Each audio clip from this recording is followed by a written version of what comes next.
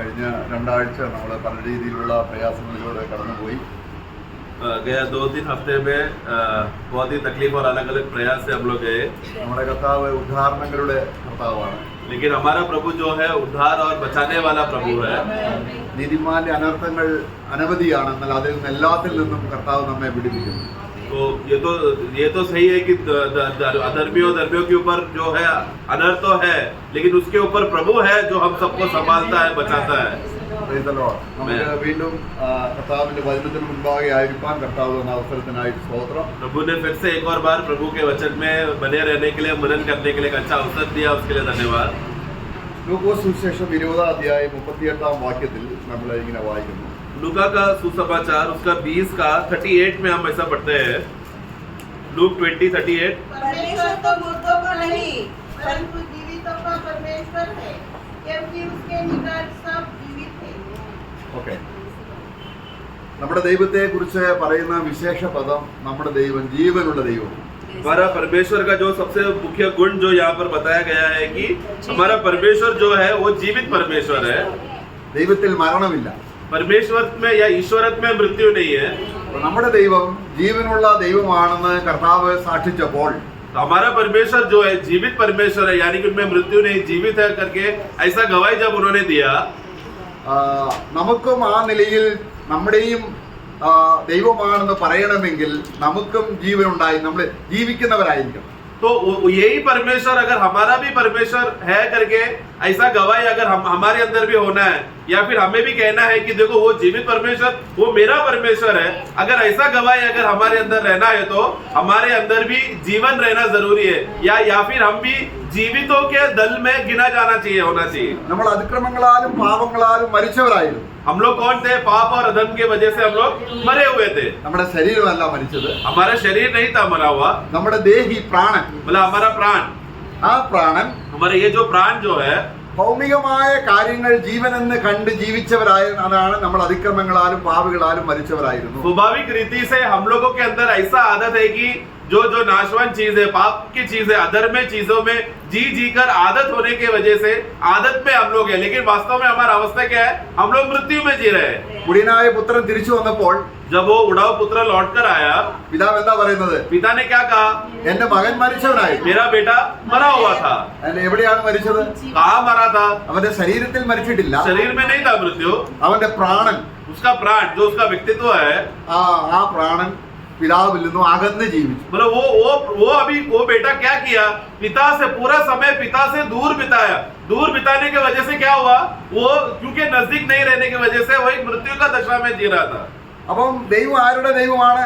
परंतु परमेश्वर किसका परमेश्वर है? ജീവനുള്ളവരുടെ ദൈവം, जीवित लोगों का परमेश्वर है. അപ്പൊ അതിന്റെ കർത്താവ് അതിന്റെ മുകളിൽ വായിക്കുമ്പോൾ उसका ऊपर का वाक्य जब हम पढ़ते हैं, ദൈവരാജ്യത്തിന് യോഗ്യരായവർ എന്ന് നമ്മൾ അതിന്റെ 35 വാക്യത്തിൽ വായിക്കുന്നുണ്ട്. 35 में जब पढ़ते समय में परमेश्वर के राज्य के जो योग्य है उनके बारे में हम देखते हैं. जो लोग इस योग्य ठहरेंगे हाँ. कि उस युग को और मरे हुओं में से जी उठने को प्राप्त करे, वे न विवाह करेंगे और न विवाह में दिए जाएंगे. പിന്നെ താപ്പോട്ട് പറയുകയാണ്, अगला वाक्य, वे फिर मरने के भी नहीं, क्योंकि वे स्वर्गदूतों के समान होंगे और पुनरुत्थान की संतान होने से परमेश्वर की भी संतान होंगे. मैं അടുത്ത വാക്യം, अगला वाक्य, परंतु इस बात को कि मरे हुए जी उठते हैं, मूसा ने भी झाड़ी की कथा में प्रकट की है कि वह प्रभु को अब्राहम का परमेश्वर और इसहाक का परमेश्वर और याकूब का परमेश्वर कहता है.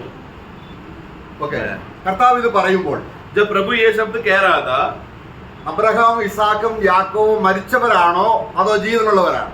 तब अब्राहम, इसहाक और याकूब वो लोग मरे हुए में से है या जीवित के लोगों में है? ദൈവം ജീവനുള്ള ദൈവമാണ്. देखो परमेश्वर कौन है? जीवित लोगों का परमेश्वर है. അബ്രഹാമിന്റെ ദൈവമാണ്, वो अब्राहम का परमेश्वर है, ഇസാക്കിന് യാക്കോവിന്റെ ദൈവമാണ്. इसहाक और याकूब का परमेश्वर है. ഇതിനോട് പറയുകയാണ്, फिर वो कहता है ദൈവം മരിച്ചവരുടെ ദൈവമല്ല, परमेश्वर जो है मरे हुओं का, मुर्दों का नहीं है परमेश्वर, ജീവനുള്ളവരുടെ ദൈവമാണ്. बल्कि जीवित लोगों का है. പക്ഷെ അബ്രഹാം ഇസാക്ക് യാക്കോവ് മരിച്ചു കിടക്കുകയല്ലേ? परंतु अब्राहम, इसहाक और याकूब तो मरे पड़े हैं ना. അപ്പോൾ എവിടെയാണ് മരിച്ചത്? तो कहाँ था वो लोग? कहाँ पर मरे? ശരീരത്തിലാണ്. शरीर में मरे. അവരുടെ ദേഹി ഇപ്പോൾ എവിടെയാണ്? उनका प्राण कहाँ पर है? കർത്താവ് ഇത് പറയുമ്പോൾ प्रभु जब ये बात कह रहा था, അബ്രഹാം ഇസാക്ക് യാക്കോവിന് ദേഹി ജീവനുള്ളതായി ദൈവത്തോടു കൂടെയാണ്. मतलब अब्राहम इसहाक और याकूब का प्राण वो लोग जिंदा रहकर परमेश्वर की उपस्थिति में है. അപ്പോൾ ജീവിച്ചിരുന്നപ്പോൾ इसलिए जब वो लोग जीवित रहते समय में അബ്രഹാമും ഇസാക്ക് യാക്കോബും ദേഹിയിൽ ഒരിക്കൽ മരിച്ചവരായിരുന്നു. वो लोग एक समय में अब्राहम इसहाक और याकूब अपने प्राण में एक समय में एक मरा हुआ दशा में थे. പിന്നെ എങ്ങനെ അവർക്ക് ജീവൻ ഉണ്ടായി? फिर कैसा उनको जीवन मिला? അവർ ജീവിച്ചിരുന്നപ്പോൾ क्योंकि जब वो लोग शारीरिक रीति से जिंदा रहते समय में അബ്രഹാം ജാതികളുടെ ദൈവത്തെ സേവിച്ച് ജീവിച്ചവനാണ്. अब्राहम कौन था? एक समय में वो अन्य जातियों का और मूर्ति पूजा कर कर अन्य देवों का सेवा करता था. നമ്മൾ എസ്കേൽ 18 अध्याയം അതിന്റെ 4 വാക്യത്തിൽ വായിക്കുന്നുണ്ട്. एजेकियल का पुस्तक 18 का 4 में हम पढ़ते हैं. एजेकियल 18:4. 18 verse 4. देखो सबों के प्राण तो मेरे है, जैसे पिता का प्राण वैसे ही पुत्र का भी प्राण है, दोनों मेरे ही है, इसलिए जो प्राणी पाप करे वही मर जाएगा. പാപം ചെയ്ത ദേഹി മരിക്കും. जो प्राण या जो प्राणी पाप करेगा वो मरेगा. എന്ന് പറഞ്ഞ ദേഹി മരിക്കും എന്ന് പറഞ്ഞ അർത്ഥം എന്താണ്? ദേഹി നിത്യമായിട്ടുള്ളതാണ്. तो वो प्राण मरेगा करके बोलते समय में सबसे पहला प्राण का गुण हम समझना, प्राण तो नित्य है.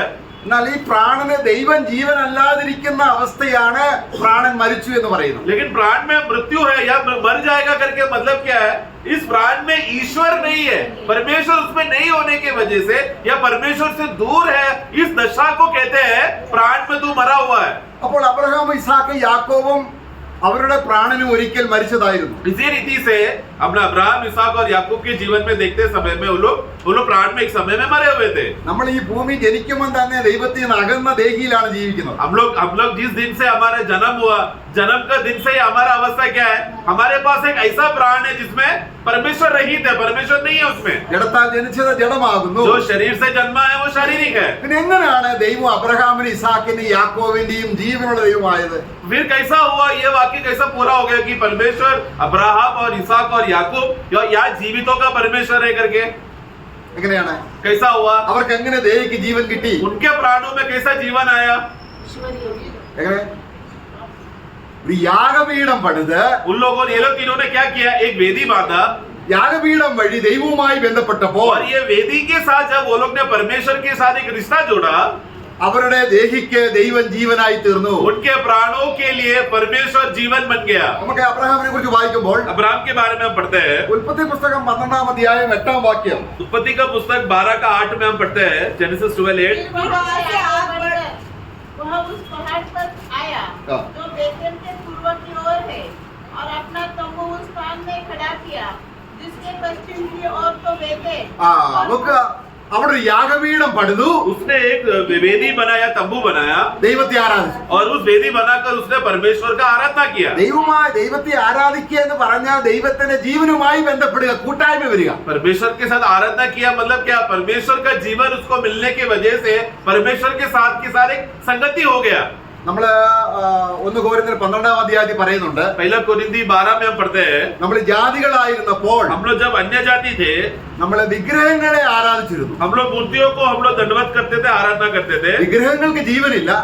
मूर्तियों को तो जीवन नहीं है ആ ജീവനില്ലാത്ത വിഗ്രഹങ്ങളെ ആരാധിക്കുന്ന വ്യക്തിക്കും ജീവനില്ല. और जिसकी वजह से जो उस मूर्ति को दंडवत करता है उस व्यक्ति के अंदर भी वो जीवन नहीं है. जैसा मूर्ति में जीवन नहीं है, जो मूर्तियों को दंडवत करेगा उसको भी जीवन नहीं है. അപ്പൊ ജീവനുള്ള ദൈവത്തെ ആരാധിക്കണമെങ്കിൽ परंतु एक जीवित परमेश्वर का आराधना करना है तो ആരാധിക്കുന്ന വ്യക്തിക്ക് आराधना करने वाला व्यक्ति के अंदर ജീവനും ആത്മാവും വേണം. जीवन और आत्मा चाहिए. അപ്പൊ ദൈവത്തെ ആരാധിക്കുമ്പോൾ എന്തായി? तो इसके लिए वो जीवित परमेश्वर का आराधना करते समय में वो व्यक्ति में क्या रहना चाहिए? അപ്പൊ അവരുടെ ദേഹി ചെയ്ത പാപത്തിന് പരിഹാരമായി യാഗം ആവശ്യമാണ്. परंतु इसके लिए वो प्राणी ने जो पाप किया, जो व्यक्ति पाप करता है, जो प्राणी पाप करता है, मतलब उसके लिए क्या करना पड़ेगा? उसका प्राण के लिए एक प्रायश्चित बलि देना जरूरी है. അപ്പോൾ പഴയ നിയമത്തിലെ വിശുദ്ധന്മാർ इसलिए पुराने नियम के विश्वासी लोग ദൈവം അവരെ ആരാധിച്ചപ്പോൾ जब परमेश्वर को लोगों ने आराधना किया അവരുടെ പ്രാണൻ ജീവനുള്ള ദൈവം വീണ്ടെടുത്ത പ്രാണനാണ് ദൈവത്തെ ആരാധിച്ചത്. तो उन लोग का अवस्था क्या था? जो प्राण करने वाले जो प्राणी है वो तो मरना पड़ेगा, मृत्यु में दशा में. लेकिन ये लोग आराधना कैसे कर पाए? क्योंकि परमेश्वर ने इनका प्राण को छुटकारा दिया, मूल दाम देकर खरीद लिया. അപ്പോൾ അവർ ദൈവത്തെ ആരാധിച്ചു. चूंकि वो लोग छुटकारा पाए हुए प्राण है, इसके लिए वो लोग अभी जीवित रीति से आराधना करने हो पा रहे थे. നമ്മൾ 71-ാം സങ്കീർത്തനം അതിന്റെ 23-ാം വാക്യത്തിൽ വായിക്കുകയാണ്. 71 भजन संहिता का 23 में हम पढ़ते हैं. ദൈവത്തെ ആരാധിച്ച അല്ലെങ്കിൽ സങ്കീർത്തനക്കാരൻ പറയുന്നു, भजन संहिता कहता है, जो गीतकार कहता है, जब मैं तेरे भजन गाऊंगा हाँ। तब अपने मुंह से अपने प्राण से भी हाँ। जो तूने मुझे बचा लिया है जय जयकार ആണോ, करूंगा. എന്റെ പ്രാണനെ വീണ്ടെടുത്തത് കൊണ്ട് मतलब बचा है यानी कि छुटकारा दिया, रिडीम करके आया है. हाँ। छुटकारा देने वाला मेरा इस प्राण से मैं तेरा मैं आराधना करूंगा, धन्यवाद करूंगा. അതിന്റെ അർത്ഥം इसका मतलब ജീവനുള്ള ദൈവത്തെ ആരാധിക്കണമെങ്കിൽ ആ ആരാധിക്കുന്ന ദൈവത്തിന്റെ ജീവൻ അവരിൽ വരണം. तो मतलब क्या, जिस जीवित परमेश्वर को वो लोग आराधना कर रहे हैं, उसी जीवित परमेश्वर का जीवन वो आराधना करने वाला व्यक्ति के अंदर होना चाहिए. അപ്പോൾ അബ്രഹാമിന്റെ ദേഹിയുടെ ജീവൻ ആരായിരുന്നു? അബ്രഹാം എന്ത് ചെയ്തു? तो अब्राहम जब आराधना करते समय में, तब उसका प्राण में किसका जीवन था? जिस ദൈവത്തിന്റെ परमेश्वर को आराधना कर रहा है उसका जीवन था. അബ്രഹാമിന്റെ ജീവിതത്തിൽ പിന്നെ പരാജയങ്ങൾ വന്നിട്ടുണ്ട്. उसके बाद भी अब्राहम के जीवन में बहुत हार उसको सामना करना पड़ा. ദൈവത്തെ വിട്ടിട്ട് അവൻ മിസ്രൈമിലേക്ക് പോയി. परमेश्वर को छोड़कर मिस्र में गया. വീണ്ടും അവൻ യാഗം കഴിച്ച് യഥാസ്ഥാനപ്പെട്ടു. फिर क्या किया? वापस उसने बलि किया और पुनर्स्थापित हुआ. അതുകൊണ്ട് ദൈവം പറയുകയാണ്, इसलिए परमेश्वर कहता है, ഞാൻ ആരുടെ ദൈവമാണ്? मैं किसका परमेश्वर അപ്പൊ हूँ? ജീവിച്ചിരുന്നപ്പോൾ इसलिए जब जिंदा रहते समय में ദേഹിക്ക് ദൈവത്തിന്റെ ജീവൻ കിട്ടിയാൽ अगर उस प्राण को वो जो मरा था उसको परमेश्वर का जीवन मिल गया, तो ശരീരം മരിച്ചാലും भले ही शरीर मर जाए तो भी ദേഹി ജീവിക്കുന്നു. वो प्राण जिंदा है. ഓ, നമ്മൾ എത്ര ഭാഗ്യവാന്മാരാണ് അല്ലേ? इसलिए प्रिय, हम लोग कितना भाग्यशाली लोग हैं. നമ്മുടെ ദേഹിയുടെ ജീവൻ ആരാണിപ്പോൾ? हमारा प्राण का जीवन कौन है अभी? അതാണ് നമ്മൾ പറയുന്നത്, इसलिए हम लोग कहते हैं ക്രിസ്തു നമ്മുടെ ജീവന, നമ്മുടെ ജീവനായ ക്രിസ്തു. मसीह हमारा जीवन है. നമ്മുടെ ഹൃദയത്തിന് ആര് വേണം इसके ജീവനായി? लिए हमारे हृदय में, हमारे प्राण में जीवन के रूप में कौन चाहिए हमें? यीशु मसीह. हमें. ആ, നേരത്തെ എന്തായിരുന്നു ജീവൻ? पहला जीवन क्या था? അപ്പനായിരുന്നു, हमारा माता അമ്മയായിരുന്നു. पिता. ചിലർക്ക് രാഷ്ട്രമാണ്, कुछ लोगों को राष्ट्र है, ചിലർക്ക് രാഷ്ട്രീയമാണ്, कुछ लोगों को पॉलिटिक्स है, ചിലർക്ക് സ്പോർട്സ് ആണ്. ചിലർ പറയും സ്പോർട്സ് എനിക്ക് ജീവനാണ്. कुछ लोग बोलते हैं स्पोर्ट्स और मनोरंजन और स्पोर्ट्स वाला तो मेरा जीवन है. പലർക്കും പല ഹോബിയുണ്ട്, अब बहुत लोगों को एक हॉबीज है, कुछ चीजें करने पसंद आता है. അത് അവർക്ക് ജീവനാണ്. वो लोग कैसा है? एक जीवन जैसा है. അതില്ലാതെ അവർക്ക് ജീവിക്കാൻ കഴിയില്ല. वो नहीं करने होगा हॉबी तो वो लोग जीते नहीं है वो लोग. ചിലർക്ക് ആഹാരം കഴിച്ചു കഴിഞ്ഞാൽ कुछ लोग को भोजन खाने के बाद ചില പ്രത്യേക സ്വഭാവമുണ്ട്, कुछ अलग एक आदत रहता है. അത് അവരുടെ ജീവനാണ്. वो उनका जीवन है, स्वभाव है वो. ഇപ്പോഴും അത് തുടരുന്നെങ്കിൽ എങ്ങനെയാണ് ക്രിസ്തു ജീവനാകുന്നത്? मसीह में आने के बाद भी वही पुराना चाल चलन का स्वभाव, वही जीवन जो पहला था, वही तुम्हारा जीवन चल रहा है, तो मसीह तुम्हारा जीवन कैसा हुआ? അതിന് മരിച്ചിട്ട് അതിനാണ് ഞാൻ ക്രിസ്തുവിനൂടെ മരിച്ചു. इसलिए ये पुराना बातें, जो पुराना जीवन था उसके लिए क्या हो गया? हम उसमें मर चुके हैं. ഹാബേൽ എങ്ങനെയായിരുന്നു? आबेल क्या था? ക്രിസ്തുവിന്റെ ജീവൻ അവന് ദേഹിക്കുണ്ടായിരുന്നു. मसीह का जीवन आबेल को प्राण में मिला. അതുകൊണ്ട് അവൻ മരിച്ചിട്ടും, എവിടെ മരിച്ചു? ശരീരത്തിൽ മരിച്ചിട്ടും. इसके लिए वो मरने के बावजूद भी, यानी कि कहां पर मारा? शरीर में मरने के बावजूद भी, गवाही देता है. हाँ, मतलब वो जिंदा था. ഇപ്പോഴും അവൻ. अभी भी वो गवाही देता है. അപ്പൊ നമ്മുടെ ദൈവം എങ്ങനെയുള്ള ദൈവമാണ്? इसके लिए हमारा परमेश्वर किस प्रकार का परमेश्वर है? जीवित का परमेश्वर. मैं. അപ്പൊ ദൈവം നമ്മുടെ ജീവനുള്ള ദൈവമാണ് എന്ന് പറഞ്ഞാൽ നമ്മുടെ ദൈവം എന്ന് പറഞ്ഞാൽ ജീവനുള്ളവർക്ക് കൊണ്ട് നമ്മളും ജീവനുള്ളവരാണ്. तो क्योंकि हमारा परमेश्वर जीवित है, हमारा परमेश्वर जिंदा है, और वही और उस परमेश्वर को हम लोग महिमा कर पा रहे, आराधना कर पा रहे. क्यों? क्योंकि उनका जीवन हमारे अंदर है. हम लोग जितना परमेश्वर का आराधना करने हो पा रहा है. അപ്പോസ്തലനായ പൗലോസ് തന്റെ ജീവിതാനുഭവം പറയുമ്പോൾ पौलुस जब अपने जीवन का अनुभव कहते समय में തന്റെ ശരീരത്തെയും തന്റെ പ്രാണനെയും വേർപെടുത്തി പറയുന്നുണ്ട്. वो अपना शरीर को और अपना प्राण को दोनों अलग अलग करके बताता है. എന്റെ പ്രാണന്റെ ജീവൻ ക്രിസ്തുവാണെന്ന് പറയുന്നതിൽ തനിക്ക് അതിനുവേണ്ടിയാണ് ജീവിച്ചത്. मतलब वो कहता, वो उसका बहुत बार उसका शब्दों से, उसका बोली से वो कहता था कि मेरा प्राण का जीवन मसीह है करके, इस रीति से वो गवाही देता था. അദ്ദേഹം അതിന്റെ 2 कोरिन्थियर അതിന്റെ 12-ാം അധ്യായം 2 कोरिन्थियर 12-4 വാക്യങ്ങളിൽ പറയുമ്പോൾ दूसरा कोरिन्थी 12 का 3 और 4 जब हम पढ़ते हैं, അപ്പോസ്തലനായ പൗലോസ് തന്റെ ശരീരം വിട്ടിട്ട് ദേഹി പരദീസിലേക്ക് ചെന്ന കാര്യമാണ് പറയുന്നത്. वहां पर हम देखते हैं कि जब वो परदेसा में जब वो जाते समय में वो एक अनुभव बताता, परंतु वो कैसा गया था? अपना शरीर छोड़कर प्राण में हो गया था. അവിടെ പറയാണ്, वहां पर वो कहता है ആ മനുഷ്യൻ, वो मनुष्य അല്ലേ, ആ മനുഷ്യൻ എന്ന് പറഞ്ഞാൽ ആരാണ്? वो मनुष्य कौन है? ക്രിസ്തുവിന്റെ ജീവനുള്ള ദേഹി. मतलब जिसमें मसीह का जीवन से भरा हुआ एक प्राण. मनुष्य मतलब कौन है? मनुष्य एक प्राणी है, तो मनुष्य अपना प्राण से पहचाना जाता है. तो मैं एक मनुष्य को जानता हूं, मतलब कौन? मसीह से भरा हुआ प्राण। ചിലപ്പോൾ നമ്മുടെ ശരീരത്തിനും വ്യക്തിത്വം കൽപ്പിച്ച് പറയും. कोई लोग अपने शरीर को भी व्यक्तित्व का रीति से बात करते हैं। വചനത്തിൽ തന്നെയുണ്ട്. वचन में भी हम देखते हैं ലാസർ മരിച്ചു. लाजरस मर गया। ലാസർ മരിച്ചു എന്ന് പറയുമ്പോൾ ലാസർ മരിച്ചോ? लाजरस मर गया मतलब अभी नाम हमेशा वो प्राण का पहचान से होता है, लेकिन यहाँ पर वचन में लाजरस मरा मतलब कौन मरा? उसका शरीर मरा, हाँ। प्राण तो जिंदा है। ലാസർ ജീവിച്ചിരുന്നപ്പോൾ लाजरस जब जिंदा था, അവന്റെ ശരീരത്തിൽ വേണ്ട പരിചരണം ഒന്നും കിട്ടിയില്ലെങ്കിൽ പോലും उसका शरीर में भले ही उसको सही रीति से जीने का कोई भी सुविधा उसको नहीं मिला तो भी അവന്റെ പ്രാണന് ദൈവം ജീവനായിരുന്നു. उसका प्राण में परमेश्वर उसका जीवन था। അപ്പോൾ അവൻ ജീവിച്ചിരുന്നപ്പോൾ इसलिए जब वो शारीरिक रीति से जिंदा रहते समय में അവൻ ഭിക്ഷക്കാരനാണ്, वो भिखारी था ശരീരത്തിൽ മുറിവുണ്ട്, और उसका शरीर में घाव और कोड़े के बीमारी था, സ്വന്തമായിട്ട് വീടില്ല, खुद का घर नहीं है, പ്രത്യേകിച്ച് വരുമാനമൊന്നുമില്ല. कोई इनकम नहीं है, कोई कमाने का जरिया नहीं है। ഇങ്ങനെയുള്ള ഒരു വ്യക്തിയുടെ ദൈവമായിരിക്കുന്ന ദൈവത്തിന് ലജ്ജയില്ലേ? इस प्रकार का ऐसा एक गिरा हुआ मनुष्य जो पाप से कोड़े के बीमारी से भरा हुआ है, ऐसा व्यक्ति का परमेश्वर जीवित है, परमेश्वर है बोलेगा तो परमेश्वर को लज्जा नहीं होगा क्या? വേറൊരു മനുഷ്യൻ और दूसरा मनुष्य ധനവാൻ, जो धनवान है, അവനെ ഒരു ദിവസം ഉടുക്കുന്ന വസ്ത്രം പിറ്റേ ദിവസം ഉടുക്കത്തില്ല. उसने वो इतना धनवान है कि आज उसने जो वस्त्र पहना कल नया वस्त्र पहनेगा, कल सेम वस्त्र नहीं पहनता। എല്ലാ ആഡംബര ജീവിത സൗകര്യമുണ്ട്. मतलब सब प्रकार का चैन, सुकून और आनंद का जिंदगी है, എന്നാൽ അദ്ദേഹത്തിന്റെ ദൈവമാണ് ഞാനെന്ന് ദൈവത്തിന് പറയാൻ ലജ്ജയാണ്. കാര്യം എന്താണ്? परंतु ऐसा धनवान का परमेश्वर मैं हूं करके ऐसा परमेश्वर को बोलने लज्जित होता है। क्यों? അവന്റെ പ്രാണന്റെ ജീവൻ അവന്റെ ധനമായിരുന്നു. क्योंकि वो धनवान व्यक्ति का प्राण का जीवन कौन है? उसका धन था।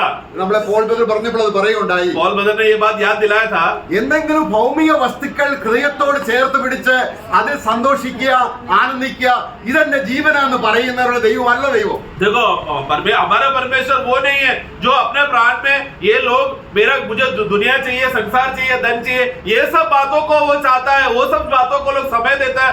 ऐसे लोगों का परमेश्वर नहीं है हमारा प्रभु। ഇതൊക്കെ ഉണ്ടെങ്കിലും ये सब बातें हो तो भी നമുക്ക് വേദപുസ്തകത്തിൽ ധനവാന്മാരായ അനേകരുണ്ട്. देखो वचन में धनवान विश्वासी बहुत सारे हैं। ഗായോസ് ധനികനായിരുന്നു, गायोस धनवान था, അനേക ധനവാന്മാരും. बहुत सारे धनवान है, പക്ഷെ അവരാരും തങ്ങളുടെ പ്രാണന്റെ ജീവനായി ഭൗമികത്തെ കണ്ടില്ല. परंतु उनके प्राण में प्राण का जो जीवन का विषय में आते समय में वो लोग संसार की बातों को कभी अपना श्रोता बनाए नहीं। അപ്പോൾ പൗലോസ് പറയുകയാണ്, पौलुस कहता है ആ മനുഷ്യൻ वो मनुष्य അങ്ങനെ നമ്മൾ വ്യക്തമായി അറിയത്തക്കവണ്ണം ക്രിസ്തുവിന് ജീവനുള്ള ഒരു മനുഷ്യൻ നമുക്കുണ്ടായിരിക്കണം. उस रीति से मतलब वो एक मनुष्य मतलब क्या, वो व्यक्ति वो मनुष्य अच्छी रीति से पहचानना चाहिए कि उसके अंदर का जीवन मसीह है करके।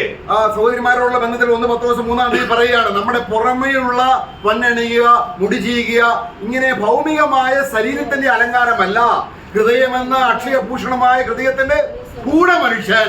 ആ ഗൂഢമനുഷ്യൻ ദൈവത്തിന് വലിയ കാരണം ആ ഗൂഢമനുഷ്യന്റെ ജീവൻ ദൈവം തന്നെയാണ്. पहला पत्रोस उसका 3:4 में पढ़ते समय में जब स्त्रियों के विषय में या बहनों के विषय में बोलते समय में तुम्हारा जो वेशभूषण है बाहरी रीति से तुम लोग नहीं होना चाहिए, लेकिन जो वाक्य 4 में तुम्हारा छुपा हुआ मनुष्य जो अंदरूनी मनुष्य है उसको हमें संवारना है, उसको हमें संभालना है। ആ അകത്തെ മനുഷ്യൻ, अंदरूनी मनुष्य को, ആരാണ് അകത്തെ മനുഷ്യൻ? अंदरूनी मनुष्य कौन है? നമ്മുടെ മനുഷ്യ ആത്മാവും हमारा मनुष्य आत्मा, നിത്യജീവൻ പ്രാപിച്ച മനുഷ്യാത്മാവും मतलब जिसके अंदर अनंत काल का जीवन आया था, वो जीवन आया है, वो उस आत्मा में ആ ക്രിസ്തുവിന് ജീവനുള്ള മനുഷ്യാത്മാവും मतलब मसीह का जीवन प्राप्त किया हुआ उस मनुष्य आत्मा ആ നമ്മുടെ ശുദ്ധീകരിക്കപ്പെട്ട ദേഹിയും. और हमारा शुद्ध हुआ निष्कलंक हुआ प्राण। അപ്പൊ നമ്മുടെ ക്രിസ്തു നമുക്ക് നമ്മുടേതായിരിക്കുന്ന ആത്മാവിനും നമ്മുടെ ദേഹിക്കും ജീവനാണ്.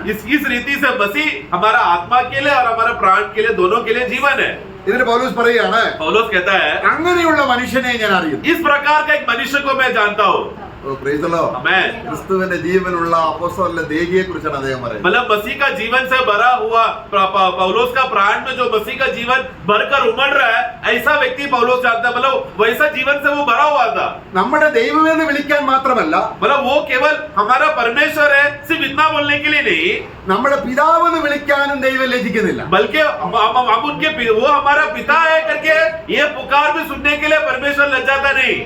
കാരണം ദൈവത്തിന്റെ ജീവനുള്ളവരെ ദൈവം പിന്നെ ആരെ വിളിക്കുന്നത്? देखो परमेश्वर का जीवन जिसको मिल गया है ऐसा परमेश्वर को हम लोग और क्या बुलाएंगे? കാൺമീന ദൈവമക്കൾ. देखो कि हम परमेश्वर के संतान कहलाए जाते हैं। ജീവൻ ഇല്ലാതെ നമ്മളെ വെറുതെ ദൈവം അവരെ വിളിക്കുവോ? मतलब जिसके अंदर जीवन नहीं है वो लोग बोलेंगे क्या अब्बा पिता करके? അപ്പോൾ പൗലോസ് വേറൊരു കാര്യം കൂടെ താൻ പറയുന്നുണ്ട്. इसके साथ साथ पौलुस और एक बात कहता है, ബലഹീനപ്പെട്ടുകൊണ്ടിരിക്കുന്ന, ക്ഷീണിച്ചുകൊണ്ടിരിക്കുന്ന, തന്റേതായിരിക്കുന്ന ശരീരം ദ്രവത്തിലേക്ക് പോയിക്കൊണ്ടിരിക്കുന്ന ഒരു ശരീരത്തെ കുറിച്ചും പൗലോസ് പറയുന്നുണ്ട്. और उसी के साथ साथ पौलुस एक अपना शरीर के बारे में भी कहता है जो प्रतिदिन सड़ते जा रहा है, कमजोर होते जा रहा है. 2 कोरिन्ത്യർ 12-5 വാക്യത്തിൽ എന്നെ കുറിച്ചോ അവിടെ പറയുന്നുണ്ട്. वहां पर 12:5 में हम पढ़ते समय में ऐसे मनुष्य पर तो मैं घमंड करूंगा, हाँ। परंतु अपने पर अपनी निर्बलता अपने पर मतलब क्या, कौन सा अपना, पौलुस का अपना कौन सा था? उसका शरीर, उसका अपने शरीर पर उसको भरोसा नहीं है.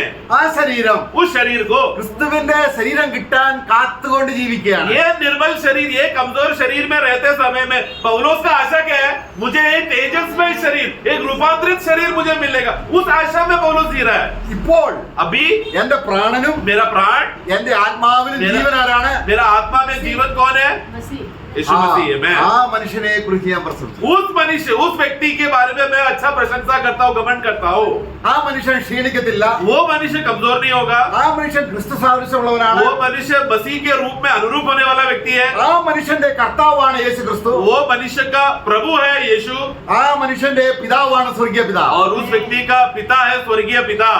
നമ്മൾ അതുകൊണ്ട് നമ്മളെല്ലാവരും ആ അർത്ഥത്തിൽ പൗലോസിനെ പോലെ ഭാഗ്യവാന്മാരാണ്. प्रियो, इसी रीति से हम लोग भी पौलुस के समान भाग्यशाली लोग हैं हम लोग. എന്നാൽ നമുക്ക് എങ്ങനെയാണ് അത് നമ്മുടെ ദേഹിക്ക് ക്രിസ്തു ജീവനായി തീരുന്നത്? तो हमारा कैसा है कि हमारा प्राण में मसीह जीवन बन सकता है? നമ്മുടെ ദേഹി ദൈവത്തിന് ജീവിക്കാൻ തുടങ്ങുമ്പോഴാണ് നമ്മുടെ ദേഹി ദൈവത്തിന്റെ ദേഹിയായി തീരുന്നത്. मतलब जिस समय से हमारा प्राण परमेश्वर के लिए जीने शुरू करता है, आरंभ करता है, तब से हमारा प्राण परमेश्वर का है. നമ്മൾ റോമാലേഖനം അതിന്റെ 6-ാം അധ്യായം रोमियो का पुस्तक 6 का അതിന്റെ 8-ാം വാക്യത്തിൽ നമ്മൾ വായിക്കുന്നു. 8 में हम पढ़ते हैं, रोमन 6:8. हाँ। यदि हम उसके साथ मरे हाँ, तो हमारा विश्वास यह है कि उसके साथ जिएंगे भी. നാം ക്രിസ്തുവിനൂടെ മരിച്ചു. ये अब मसीह के साथ मर गए അതിന്റെ हैं. അർത്ഥം എന്താണ്? मतलब क्या है? അതുവരെ तब तक, നമ്മുടെ ദേഹിക്ക് ജീവനായിരുന്നത് എന്തായിരുന്നു? तब तक हमारा प्राण के लिए जीवन कौन था? ഭൗമിക കാര്യങ്ങളായിരുന്നു. भूमि के बातें था, ജഡമാണ്, शारीरिक स्वभाव था, ലോകമാണ്. संसार था, ജഡമോഹം, കൺമോഹം, ജീവിതത്തിന്റെ പ്രതാപം, जो शरीर की अभिलाषा, आंखों का अभिलाषा, जीविता का घमंड. ഇതിനെല്ലാം നമ്മൾ മരിച്ചിട്ട് इन सब बातों के लिए हम मरकर നമ്മൾ ക്രിസ്തുവിനൂടെ ഉയർത്തെഴുന്നേറ്റ് हम मसीह के साथ जी उठने के बाद നമ്മുടെ ദേഹിക്ക് ക്രിസ്തു ജീവനായി फिर തീർന്നു. उसके बाद से क्या हो गया? हमारा प्राण के लिए कौन जीवन हो गया? मसीह जीवन हो गया. അങ്ങനെ ജീവനായി കഴിഞ്ഞപ്പോൾ इस रीति से मसीह जीवन बन जाने के बाद അവിടെ അതിന്റെ 9-ാം വാക്യം 9 में हम पढ़ते हैं, क्योंकि यह जानते हैं हाँ। कि मसीह मरे हुओं में से जी उठकर फिर मरने का नहीं, उस पर फिर मृत्यु की प्रभुता नहीं होने की. അവൻ അതിന്റെ 10-ാം വാക്യം കൂടെ 10 വായിക്കും. भी पढ़ेंगे. क्योंकि वह जो मर गया तो पाप के लिए एक ही बार मर गया, हाँ। परंतु जो जीवित है तो परमेश्वर के लिए जीवित है.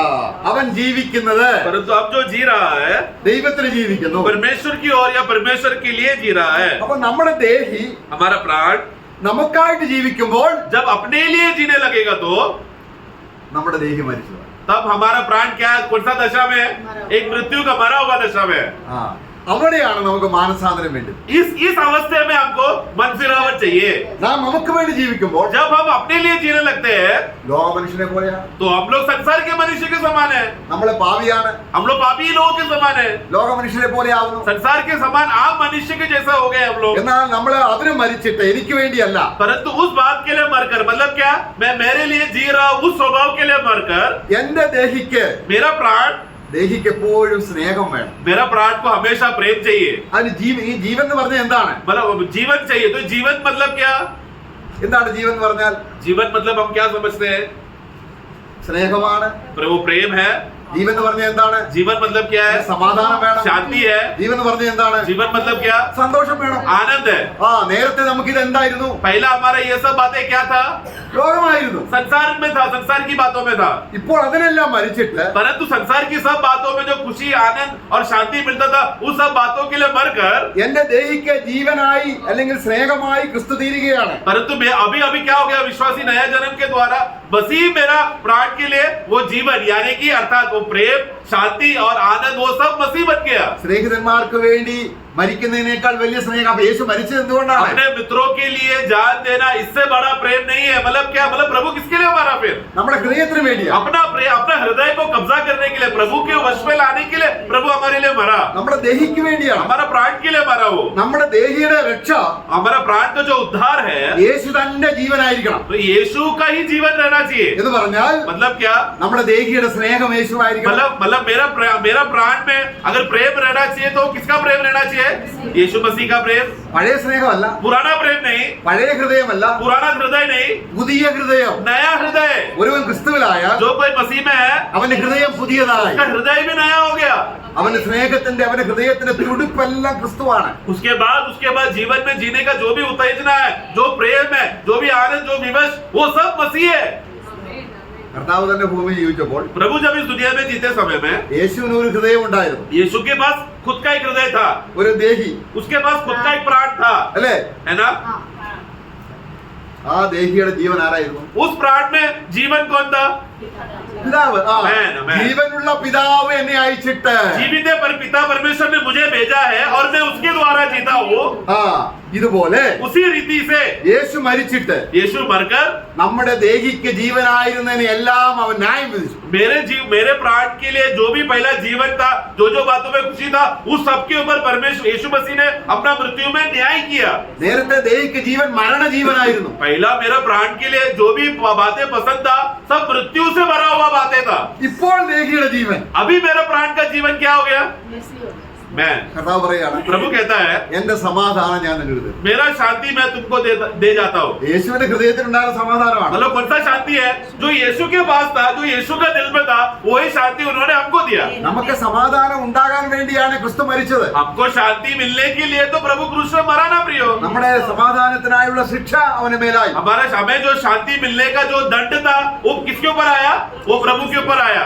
അപ്പൊ ക്രിസ്തു ഇത്ര കഷ്ടപ്പെട്ട് മരണം അനുഭവിച്ച് നമ്മുടെ സമാധാനമായിട്ടും तो प्रभु യേശു എന്റെ ഹൃദയത്തിന് സമാധാനമല്ല, ഭൗമിക കാര്യങ്ങളാണ് സമാധാനമെങ്കിൽ നമുക്ക് എങ്ങനെ ദൈവം പിതാവായിരിക്കും? प्रियो, प्रभु ने इतना कष्ट उठाया, इतना वेदना उठाया, इतना दुख और दर्द में गया ताकि हमको शांति मिल सके. वही शांति जो प्रभु में है, वो प्रभु का शांति हमको मिल जाने के लिए इतना सब लोग प्रयास, और प्रभु ने लहू तक बहाकर अपना जान तक देने के बाद भी अगर वो व्यक्ति का शांति कोई और चीज है, संसार की बातें है, तो ऐसा व्यक्ति का पिता परमेश्वर कैसा हो सकता है? फिर എങ്കിലും പിന്നെയും ദൈവം യഥാസ്ഥാനപ്പെടുത്താൻ ആഗ്രഹിക്കുന്നു. तो भी परमेश्वर का बड़ा मन देखो, वो हमें मौका दे रहा है मन फिरकर पुनर्स्थापित करने के लिए. അതിന് യാഗം ആവശ്യമാണ്. उसके लिए एक बलि का जरूरत है. അത് അവൻ ഒരിക്കൽ അർപ്പിച്ച യാഗത്താൽ നമ്മൾ കൂടെ കൂടെ ക്രൂശിലേക്ക് നോക്കി. Amen. वो बार बलि कौन सा है?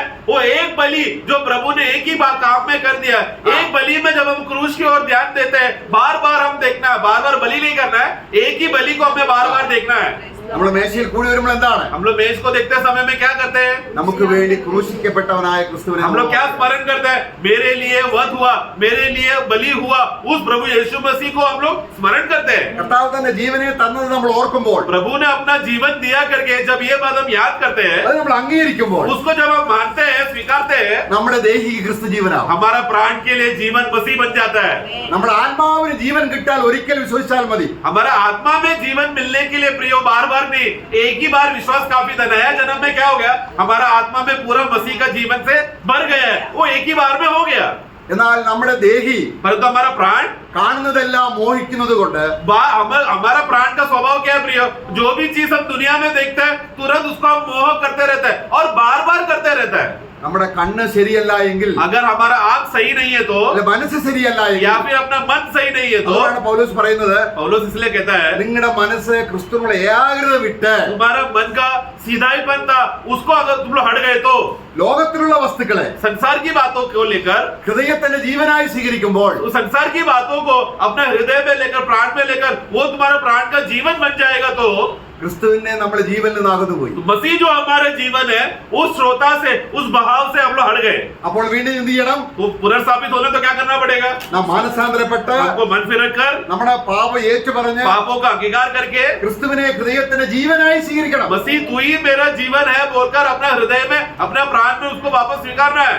നമ്മുടെ ജീവനിൽ തന്നെ യഥാസ്ഥാനപ്പെടുന്നതല്ല. हमारा जीवन जो हमारा पुराना जीवन था, हमारे अंदर जो ताकत था, हिम्मत था, उस पर आश्रय कर कर उस पर पुनर्स्थापित नहीं होना, നമ്മുടെ ജീവനെ തള്ളിക്കളഞ്ഞിട്ട് बल्कि अपना जीवन को हमें ठुकराना है, अपना जीवन को हमें नकारना है। അത് പാപമാണ്. वो पाप है।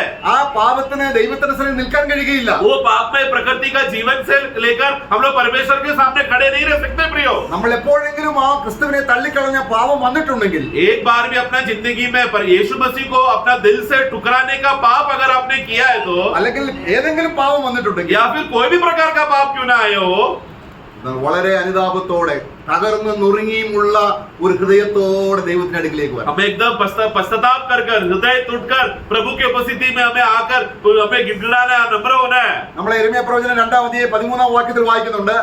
വായിക്കണ്ട, ഞാൻ പറയുകയാണ്. यिर्मयाह का पुस्तक 2:13 में हम ऐसा पढ़ते हैं, എന്റെ ജനം मेरा लोग രണ്ട് ദോഷം ചെയ്തിരിക്കുന്നു. 2 प्रकार का गलती किया है। അവരെന്താ ചെയ്തിരിക്കുന്നത്? उन्होंने क्या क्या किया? क्योंकि मेरी प्रजा ने 2 बुराइयां की है। हाँ, 2 बुराइयां की है। उन्होंने हाँ। बहते जल के सोते को त्याग दिया है, हाँ। और उन्होंने हौद बना लिए, हाँ। वरन ऐसे हौद जो टूट गए हैं, हाँ। वरन जिनमें जल नहीं रह रह सकता। सकता। ഓക്കേ. വെള്ളമില്ലാത്ത ഒന്നെന്നെ തേയിച്ചു കളഞ്ഞത് ഒരു പാപം. सबसे पहले मुझे ठुकरा दिया है, वो एक बड़ा पाप है। എന്നെ തേയിച്ചു കളഞ്ഞു. मुझे ठुकरा दिया, नकारा मुझे। അവരുടെ ദേഹിക്കാൻ ഞാൻ ജീവനായിരിക്കുന്നത് അവർക്ക് ഇഷ്ടമല്ല. मतलब क्या, उनके प्राण में जो जीवत पानी, नदी का पानी का जो फुवारा था, ये लोग नहीं चाहते कि मैं उनका वो पानी का फुवारा बन जाऊं। പക്ഷേ എനിക്ക് പകരം परंतु मेरे बदले അവർ തിരഞ്ഞെടുത്തത് എന്താണ്? वो लोग ने क्या स्वीकारा? टूटे हुए मटके के या बर्तन बना, വിശ്വാസത്യാഗികളെ. मतलब ये विश्वास त्यागियों। അപ്പോൾ നമ്മുടെ ദേഹിക്ക് ജീവനാകാൻ, यानी हमारे प्राण में अगर जीवन बनने के लिए നമുക്ക് പിന്നെയും മാനസാന്തരം ആവശ്യമാണ്. प्रभु अगर हमारा प्राण में जीवन बनना है तो बार बार मन फिरावट जरूरी है। ക്രിസ്തു എന്റെ ഹൃദയത്തിന് ജീവനല്ല എങ്കിൽ मसीह अगर हमारा प्राण का जीवन नहीं है तो നമ്മൾ പാപത്തിലാണ് ജീവിക്കുന്നത്. तो मतलब वो व्यक्ति पाप में जी रहा है। കർത്താവ് എന്താ പറയുന്നത്? प्रभु ने क्या कहा? നാം ജീവിച്ചിരിക്കുമ്പോൾ जब हम जीते समय में മാർത്തയോടും മറിയോടും പറയുന്ന ഒരു വിഷയമുണ്ട്. मार्था मरियम को प्रभु एक बात कहता है, അവിടെ നമ്മൾ വായിക്കുന്നു, യോഹന്നാന്റെ സുവിശേഷം 11-ാം വാക്യത്തിൽ കർത്താവ് പറയുകയാണ്, യോഹन्ना 11:26 में, जॉन 11:26, यदि कोई जीवित है हाँ, और मुझ पर विश्वास करता है, हाँ। वह अनंत काल तक न मरेगा। हाँ। क्या तू इस बात पर विश्वास करती है? ജീവിച്ചിരുന്ന് എന്നിൽ വിശ്വസിക്കുന്നവൻ, मतलब जो जिंदा रहते समय में ही मुझ पर विश्वास करे तो, നമ്മുടെ ശരീരത്തിൽ ജീവിച്ചിരിക്കുമ്പോൾ मतलब अभी हम लोग ये शरीर में जीते समय में യേശുവിന്റെ പുനരുത്ഥാന ജീവൻ और यीशु मसीह का पुनरुत्थान का जीवन നമ്മുടെ ദേഹിയുടെ ജീവനായി സ്വീകരിക്കണം. हमारा प्राण में वो पुनरुत्थान का जीवन को हमें स्वीकारना है। നമ്മുടെ ആത്മാവിലുണ്ട്, हमारा आत्मा में तो है प्रियो, പക്ഷെ ദേഹിക്ക് ജീവൻ परंतु प्राण का जीवन നമ്മുടെ പഴയ ജീവനാണെങ്കിൽ अभी भी पुराना मनुष्य का वही पुराना जीवन है तो അപ്പോൾ നമുക്ക് എന്താണ്? तभी भी क्या अवस्था प्रियो? ദൈവത്തിന് നാം ജീവനുള്ളവരുടെ ദൈവം എന്ന് പറയാൻ പറ്റത്തില്ല. तभी भी परमेश्वर ये गवाही दे नहीं पाएगा कि मैं जीवितों का परमेश्वर हूं। हमारे अंदर वो गवाही नहीं हो पा रहा है, കാരണം ദേഹിയാണ് അവിടെ, ദേഹിയുടെ രക്ഷയാണ് ദൈവം ആഗ്രഹിക്കുന്നത്. क्योंकि परमेश्वर वो व्यक्ति का उद्धार चाहता है। मतलब वो व्यक्ति में क्या, उसका प्राण का उद्धार चाहता है। അത് എവിടെ നിന്ന് ലഭിക്കും? वो कहां से मिलेगा? ക്രിസ്തു നമ്മുടെ ആത്മാവിലുണ്ട്. मसीह तो हमारे आत्मा में है। നമ്മുടെ ആത്മാവിൽ നിന്ന് ക്രിസ്തുവിനെ നമ്മുടെ ദേഹിയിലേക്ക് വിശ്വാസത്താൽ സ്വീകരിക്കണം. हमें अपना वो आत्मा में बसा हुआ वो मसीह को अपना प्राण में आने के लिए हमें विश्वास से हमें प्रभु को स्वीकारना है, मानते रहना है। ക്രിസ്തു വിശ്വാസത്താൽ मसीह विश्वास के द्वारा നിങ്ങളുടെ ഹൃദയത്തിൽ വസിക്കേണ്ടതിന്, तुम्हारे हृदय में बने रहने के लिए, ക്രിസ്തു നിങ്ങളുടെ ഹൃദയത്തിന് ജീവനാണെങ്കിൽ നിങ്ങൾ കൊള്ളാവുന്നവരാണ്. अगर मसीह तुम्हारे हृदय का जीवन है तो तुम लोग स्वीकारे गए, माने हुए, अपनाए हुए लोग हो। ദൈവം നമ്മളോട് പരിശോധിക്കാൻ പറയാണ്. 2 കൊരിന്ത്യർ 13-ാം 5 दूसरा कुरिन्थी उसका 13:5 में जब पढ़ते समय तुम अपने आप को जांचो और परखो करके कहता है, विश्वास में हो के नहीं, या अपने आप को परखो कि विश्वास में हो कि नहीं। हाँ। अपने आप को जांचो, क्या तुम अपने विषय में यह नहीं जानते हाँ। कि यीशु मसीह तुम में है? हाँ, എന്നൊക്കെ क्या यीशु मसीह तुम में है? हाँ। നമ്മൾ നല്ലവരാണോ हम लोग अच्छे हैं क्या? മോശമാണോ എന്ന് हम പരിശോധിക്കാനല്ല. लोग अच्छे हो या बुरे हो ये बात को जांचने के लिए नहीं बोल रहे हैं, നമ്മൾ ഒരിക്കലും നന്നാകത്തില്ല. क्योंकि हम लोग कभी भी सुधरेंगे नहीं। നമ്മുടെ പഴയ മനുഷ്യൻ हमारा पुराना मनुष्य, അതിനെ അതിന്റെ ജഡപ്രവൃത്തിയോടെ ക്രൂശിച്ചു. परमेश्वर ने क्या किया, हमारा पुराना मनुष्य को उसका मोह और अभिलाषा के साथ मिलकर वो पुराना मनुष्यत्व को ही क्रूस पे खत्म कर दिया है। എന്നിട്ട് നമ്മുടെ ദേഹിക്ക് और फिर हमारे प्राण को യേശു ക്രിസ്തു ജീവനാണ്. यीशु मसीह जीवन बन गया। യേശു നമുക്ക് ജീവനാണെങ്കിൽ നമ്മൾ എത്ര സുരക്ഷിതരാണെന്ന് അറിയാമോ? यीशु मसीह अगर हमारा जीवन है बोलते समय में, जीवन है मतलब प्राण में अगर जीवन है बोलते समय में, वो व्यक्ति कितना सुरक्षित है प्रियो। ആ ക്രിസ്തു നമ്മുടെ ദേഹിയുടെ ജീവനാണെങ്കിൽ, मसीह अगर हमारा प्राण में जीवन है तो നാം ക്രിസ്തുവിലാണ്. हम मसीह में है, നാം ക്രിസ്തുവിലാണെങ്കിൽ हम मसीह में है तो നാം പിതാവിലാണ്. हम पिता में है। കൊലോസ്യ ലേഖനം 3 അതാണ് പറയുന്നത്. कोलोसे 3 जो यही कहता है, നിങ്ങളുടെ പഴയ ദേഹിയുടെ ജീവൻ മരിച്ചു, तुम्हारा पुराना जो प्राण का जो जीवन था, पुराना जीवन था, वो मर कर എന്നിട്ട് और ഇപ്പോൾ ക്രിസ്തു. अभी मसीह में मसीह അപ്പോൾ നമ്മൾ जो तुम्हारा जीवन है। यस, നമ്മുടെ ജീവിതത്തിൽ ഒരു പാപം വന്നാൽ हमारे जीवन में अगर कोई पाप आया तो എന്താണ് മാനസാന്തരപ്പെടുക എന്ന് പറഞ്ഞ അർത്ഥം എന്താണ്? मन फिरो मतलब क्या प्रियो? കർത്താവ് ഇനി മേല ഞാനത് ചെയ്യത്തില്ല. प्रभु आज से मैं वो पाप नहीं करूंगा, ऐसा बोलना है क्या? അങ്ങനെ പറഞ്ഞിട്ട് പിന്നെയും നമ്മുടെ ജീവിതത്തിൽ വിടുക, हम लोग ऐसा बोलकर फिर से हम अपना जिंदगी वैसे ही जी रहे हैं ना, അതല്ല വേണ്ടത്. ऐसा नहीं है प्रियो। ആ ജീവൻ അല്ല എനിക്ക് വേണ്ടത്. तो वही जीवन नहीं चाहिए हमको, എന്റെ ജീവൻ എന്നെ രക്ഷിക്കാൻ കഴിയില്ല. क्योंकि मेरा जीवन मुझे बचा नहीं सकता। എന്റെ ജീവന് ക്രിസ്തു ജീവനാകണം. मेरा जीवन के लिए मसीह मेरा जीवन बन जाना चाहिए। നമ്മൾ 27 സങ്കീർത്തനത്തിൽ വായിക്കുകയാണ്, 27 भजन संहिता में पढ़ते हैं, നീ എന്റെ ജീവന്റെ ബലമാണ്, तू मेरा जीवन का बल है, നീ എന്റെ ജീവന്റെ വെളിച്ചമാണ്. तू मेरा जीवन का प्रकाश है। നമ്മുടെ ജീവൻ എന്തെല്ലാം വേണോ അത് ക്രിസ്തുവാണ്. मेरा जीवन के लिए हमको क्या क्या चाहिए वो सब मसीह है। 27 के 1 में हम पढ़ते हैं, ആ. यहोवा परमेश्वर मेरी ज्योति हाँ। और मेरा उद्धार है, हाँ मैं किससे डरूं? यहोवा मेरे जीवन का दृढ़ गढ़ ठहरा है। हाँ, बस मेरा जीवन का दृढ़ गढ़ है। ആ. അപ്പൊ നമ്മുടെ ദേഹിക്ക് इसलिए हमारा प्राण को, ഈ ജീവൻ എന്ന് പറഞ്ഞാൽ എന്താണ്? जीवन का मतलब क्या प्रियो? അത് സ്നേഹമാണ്, वो उसमें प्रेम है, അതിന് സന്തോഷം വേണം, उसको हमारा प्राण को प्रेम चाहिए, आनंद चाहिए, അതിന് ശാന്തി. അതിന് സമാധാനം വേണം. शांति चाहिए।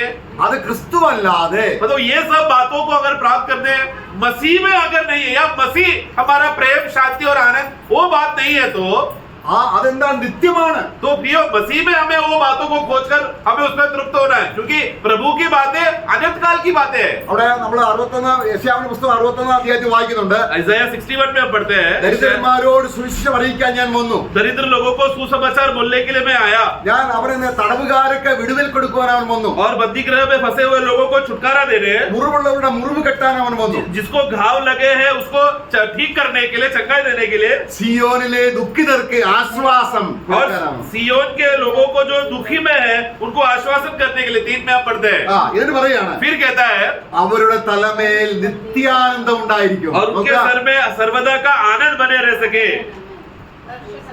അല്ലേ? അവരുടെ ആനന്ദം ആരാണ്? उनका आनंद कौन है? उसका 3 पढ़ना जल्दी।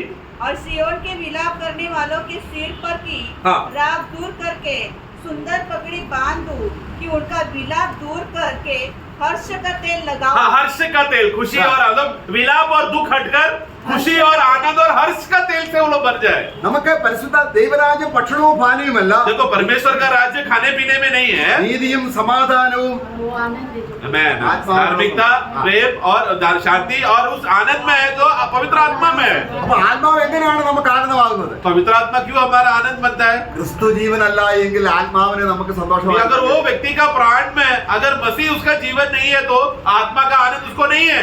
നമ്മുടെ ദേഹിയെ രക്ഷിക്കാനാണ് ദൈവം പരിശുദ്ധാത്മാവിനെ തന്നിരിക്കുന്നത്. परमेश्वर ने क्यों पवित्र आत्मा को भेजा? हमारा प्राण को बचाने के लिए। എന്നാൽ നമ്മുടെ പ്രാണൻ परंतु हमारा प्राण ലോകകാര്യങ്ങളിലാണെങ്കിൽ संसार की बातों में है तो ക്രിസ്തു അല്ലാത്ത എന്നും പാപമാണ്. यानी कि क्या, मसीह छोड़कर कोई और चीज को अगर हमने प्रिय किया वो पाप है। അപ്പൊ ക്രിസ്തുവിലേക്ക് മനസ്സ് കേന്ദ്രീകരിക്കുമ്പോൾ इसलिए मसीह की ओर जब हम लोग केंद्रित रहते हैं, കർത്താവേ, हे प्रभु നീ എന്റെ ജീവനാണ്, तू मेरा जीवन है, എന്റെ ഹൃദയത്തോട് നിന്നെ ചേർത്ത് വയ്ക്കുന്നു. मेरा हृदय के मेरे सीने में मैं आपको एकदम संभाल के चिपका के रखना चाहता हूँ, കാരണം എന്നെ നീ സ്നേഹിച്ചു, क्योंकि आपने मुझसे प्रेम किया എന്റെ ഉള്ളം നിനക്കായി തരുന്നു. और इसके लिए मैं मेरा सब कुछ मैं आपको देता हूँ। അപ്പൊ നമ്മുടെ ഉള്ളത്തിൽ എന്ത് സംഭവിക്കും? तब हमारे अंदरूनी भाग में क्या होगा? ഭയം നീങ്ങും, डर हट जाएगा, സന്തോഷം നീങ്ങും, हमें സന്തോഷം കിട്ടും. हमें आनंद मिलेगा। ഇങ്ങനെ ക്രിസ്തുവിന്റെ ദേഹി പോലെ നമ്മുടെ ദേഹി രൂപാന്തരപ്പെടും. और फिर क्या होगा? मसीह के प्राण के समान हम बन जाएंगे, मतलब मसीह के प्राण में हम लोग अनुरूप होते जाएंगे। അവരുടെ അങ്ങനെയുള്ളവരുടെ ദൈവമാണ് ആരെ? इस प्रकार का लोगों का परमेश्वर है स्वर्गीय परमेश्वर। അതിന് ആ രാജ്യത്തിന് യോഗ്യരായവർ നമ്മൾ വായിച്ചില്ലേ? इसलिए हमने शुरुआत में क्या पढ़ा? ऐसे लोग जो राज्य के लिए योग्य है, ഇവിടെ നമ്മൾ നേരത്തെ വായിച്ചു हमने शुरुआत में हमने पढ़ा लूका में, ആ രാജ്യത്തിന് എങ്ങനെ യോഗ്യരാകും? और उस राज्य के लिए कैसे हम लोग योग्य होंगे? ആ രാജ്യത്തിന് യോഗ്യരായവർ वो राज्य के लिए योग्य लोग, ദൈവപുത്രന്മാരാണ്. वो लोग परमेश्वर के संतान रहेंगे. അവർ എങ്ങനെയാണ് യോഗ്യരാകുന്നത്? कैसे वो लोग योग्य होंगे? നമ്മുടെ ദേഹിക്ക് ക്രിസ്തുവിനെ ജീവനായി സ്വീകരിച്ചുകൊണ്ട്. हमारा प्राण में वो लोग जब जिंदा रहते समय में अपना प्राण के विषय में वो लोग ने जीवन का श्रोता सिर्फ एक ही में देखा, सिर्फ प्रभु तू ही मेरा जीवन है ऐसा मानकर जीने वाले लोग थे. നമ്മൾ യെശയ്യാവിന്റെ പുസ്തകം അതിന്റെ 26 അധ്യായത്തിന്റെ 12 വാക്യത്തോട് വായിക്കുന്നുണ്ട്. അതിന് മുകളിൽ വായിക്കുന്നുണ്ട്. 26ന്റെ 10 വാക്യത്തിൽ വായിക്കുന്നുണ്ട്. Isaiah 26 का 10 में हम पढ़ते हैं, ദുഷ്ടനോട് കൃപ കാണിച്ചാലും അവൻ ദൈവത്തിന്റെ ന്യായം പഠിക്കില്ല. दुष्ट लोगों पढ़ना दुष्ट पर चाहे दया भी की जाए हाँ। तो भी वह धर्म को न सीखेगा. एक्चुअली अनुग्रह आना चाहिए, दया अनुग्रह. दुष्ट के ऊपर अगर अनुग्रह भी किया, दया किया तो भी वो धर्म को नहीं सीखेगा, धार्मिकता नहीं सीखेगा. ദൈവം നമ്മളോട് കൃപ കാണിച്ചു അല്ലെ, കൃപയാലാണ് നമ്മൾ രക്ഷിക്കപ്പെട്ടത്. देखो परमेश्वर ने हमारे ऊपर अनुग्रह दिया, क्योंकि अनुग्रह ही से है हमारा उद्धार हुआ था. കൃപയാലല്ലോ, अनुग्रह से है, വിശ്വാസം മൂലം രക്ഷിക്കപ്പെട്ടിരിക്കുന്നു. विश्वास के द्वारा हमारा उद्धार हुआ. അതിന്റെ അർത്ഥം എന്താണ്? इसका मतलब क्या है? ക്രിസ്തു എന്റെ ഹൃദയത്തിന്റെ ജീവനാണെന്നാണ് വിശ്വാസം. मतलब मैं क्या विश्वास कर रहा हूँ कि आज से मसीह मेरा जीवन के लिए मेरा उद्धार है, मेरा जीवन का जीवन मसीह है. അപ്പൊ എന്റെ ഹൃദയത്തിന്റെ രക്ഷ, എന്റെ ദേഹിയുടെ രക്ഷ मेरा प्राण का उद्धार എങ്ങനെയാണ്? किस आधार पर है? നമ്മുടെ ദേഹിക്ക് ക്രിസ്തു ജീവനാണെങ്കിൽ, अगर हमारे हृदय में हमारा प्राण के लिए अगर यीशु मसीह जीवन है तो उसका प्राण उद्धार पाते जा रहा है. ഇതിന്റെ അടുത്ത വാക്യം വായിക്കുകയാണ്. फिर अगला भाग कहता है അതിന്റെ 26ന്റെ 12. 26 का 12, तेरे बैरी आग से भस्म होंगे. हे यहोवा, तू हमारे लिए शांति ठहराएगा. हमने जो कुछ किया है उसे तू ही ने हमारे लिए किया है. നമ്മുടെ ദേഹിക്ക് ക്രിസ്തു ജീവനാകുമ്പോൾ जब हमारा प्राण के लिए जब मसीह जीवन बन जाता है നമുക്ക് വേണ്ടി എല്ലാം നിവർത്തിക്കുന്നത് तो കർത്താവ്. हमारे लिए सब बातें कौन करके देगा? प्रभु ही करके देगा. നമ്മളെ ആകുലപ്പെടണ്ട. हम लोग उसके लिए विचलित होना या टेंशन लेकर दुखी होने का अवस्था होने की जरूरत नहीं है, ക്രിസ്തു ജീവൻ അല്ലാത്തത് കൊണ്ടാണ് क्योंकि मसीह जीवन नहीं है. इसके लिए ആകുല ചിന്ത, लोग को चंचलत मन हो जाता है, നമുക്ക് ഭാരം, हम लोग को बोझ हो गया, ഭാവിയെ കുറിച്ചുള്ള ഭാവ്യം, भविष्य के बारे में सोचकर डर लगता है, പലതിനെ കുറിച്ച് ചിന്തിച്ച് ഭാരപ്പെടുന്നു. बहुत से बातों का बातें सोच कर टेंशन लेकर निराश हो जाना. ഇതെല്ലാം പ്രാർത്ഥിച്ച് മാറ്റാനിരുന്നാൽ ഓരോ പ്രശ്നം കഴിയുമ്പോൾ വേറെ പ്രശ്നം വരിക. ये सब हम लोग क्या करते हैं? हम लोग टेक्निक यूज करते हैं, हम लोग प्रार्थना करते हैं, प्रभु ये टेंशन हटाओ, वो टेंशन हटाओ, ये विषय आपको देता हूं. एक प्रार्थना करके टेंशन हटाने देखते हैं, अगले दिन और नया टेंशन आते रहता है. ദൈവം പറയുന്നത് लेकिन प्रभु ने क्या कहा? എന്റെ പുത്രനാണ് പരിഹാരം. मेरा पुत्र है इस सब बात का हल. എന്റെ പുത്രനെ ദേഹിയുടെ ജീവനായി സ്വീകരിക്കുക. अगर मेरे पुत्रों को तुमने अपना प्राण में अपना जीवन के रूप में स्वीकारेगा तो उसका फायदा देखो. ദൈവം പറയുകയാണ്, ये परमेश्वर कहता है എന്റെ പുത്രനെ നോക്ക്, मेरा पुत्र को देख के सीखो. അവൻ എന്തെല്ലാം കഷ്ടങ്ങൾ, मेरा पुत्र के ऊपर क्या क्या कष्ट आया, എന്തെല്ലാം പ്രശ്നങ്ങൾ, क्या क्या तकलीफें आई, പക്ഷെ അവന്റെ സാക്ഷ്യം परंतु उसका गवाही क्या था? ആരെല്ലാം ഉപേക്ഷിച്ചാലും कोई कितने भले ही पूरा दुनिया मुझे ठुकराने दो, എന്റെ പിതാവ് लेकिन मेरा पिता എന്നോട് കൂടെ ഉണ്ട്, मेरे साथ है, എന്റെ ഹൃദയത്തിൽ मेरे വസിക്കുന്നുണ്ട്. हृदय में निवास करता है. 14 അധ്യായം 10 വാക്യം, യോഹന്നാൻ तो സുവിശേഷം यूहन्ना 14 का 10 में हम पढ़ते हैं. यूहन्ना का सुसमाचार. हाँ, विश्वास नहीं करता कि मैं पिता में हूँ और पिता मुझ में है. मैं വെക്കുക, എന്റെ പിതാവ് എവിടെ ഉണ്ട്? मेरा पिता किसमें है? मुझ में അപ്പൊ है. യേശുവിന്റെ ദേഹിയുടെ ജീവനാരാണ്? तो बोले यीशु का प्राण का जीवन का श्रोता है, यीशु का प्राण का जीवन कौन है?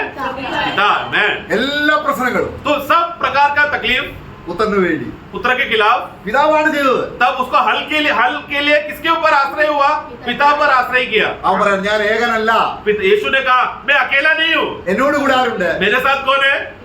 मेरा पिता है. ഇതുപോലെ തന്നെ उसी रीति से നമ്മൾ 2 കൊരിന്ത്യർ 13:5 വായിച്ചതുപോലെ 2 कुरिन्थी 13 का 5 में हमने जैसा पढ़ा, നമ്മളെ കർത്താവിനെ കണ്ടുമുട്ടുന്നതിന് മുമ്പ് നമ്മൾ ഏകരായിരുന്നു, हम लोग जब प्रभु से मिलने से पहले हम लोग अकेले थे, അന്യരായിരുന്നു, हम लोग अन्य थे, ദൈവമില്ലാത്തവരായിരുന്നു, हम लोग ईश्वर रहित थे, हम പ്രത്യാശയില്ലാത്തവരായിരുന്നു, लोग आशा रहित थे, നാശത്തിലേക്ക് हम പോയിക്കൊണ്ടിരുന്നു. लोग नाश में जाने वाले लोग थे.